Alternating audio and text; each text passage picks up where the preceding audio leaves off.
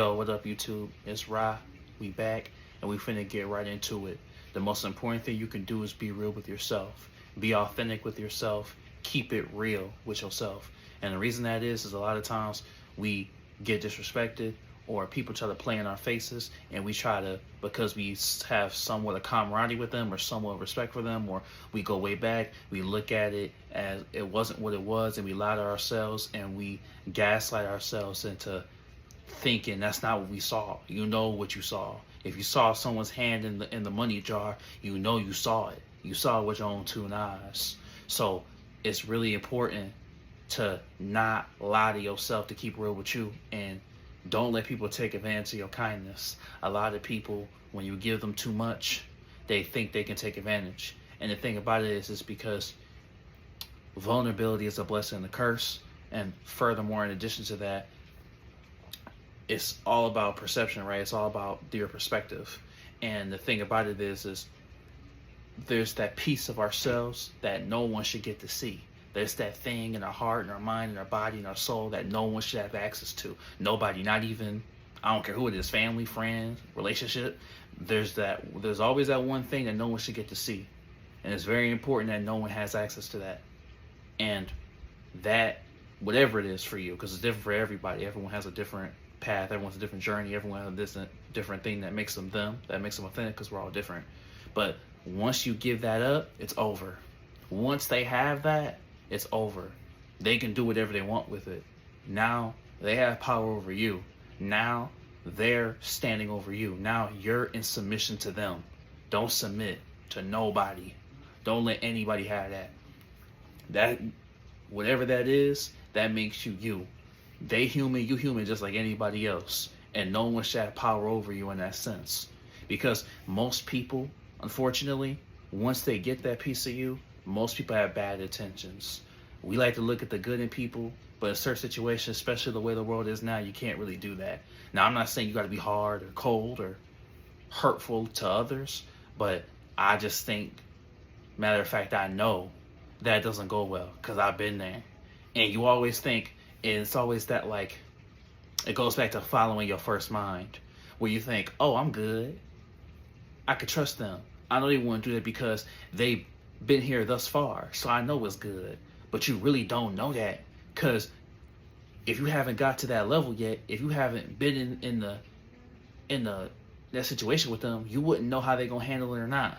And I'm telling you, most people, they'll take that and you think you good, but once the boat gets rocky, once the ship starts to sink, that's the first thing they're gonna use against you when it gets rocky.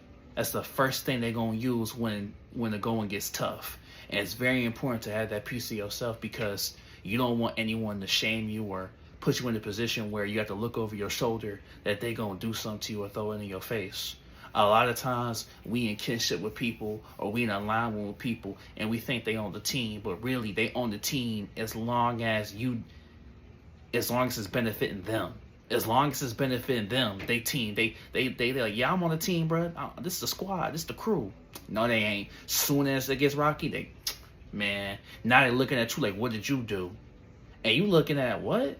I'm the one that's been keeping this boat afloat the whole entire time. You haven't done anything. And now you talking about, you looking at me like I'm at fault? You not even trying. They don't even try and meet you where you at. They looking at you like you better fix it. They demand to you. Who are they to demand you when you the one that's been putting in all the work? They haven't even done anything. So I'm just saying it's very important, because a lot of times you get put in a position where, since you're the ones been keeping it afloat, you have to take the disrespect. You have to take that. You shouldn't have to take anything. You shouldn't have to do anything. What? Because they've been there? You got to take that? I don't think so. All I'm saying is that be careful and look at it at face value. You know what you saw, you know what it was, and don't make excuses for those people. Don't look at it, oh, it was just a coincidence. You know, it's like in those scary movies, you say, oh, that was just the wind. No, it wasn't. You know what you saw, and you know what it was. Pay attention. Notice. Sometimes you gotta lay back and notice. Sometimes don't even confront them on it. Don't even confront them on it. Look at their patterns and see what they do. Keep tabs to see what they doing, how they acting, how they behaving.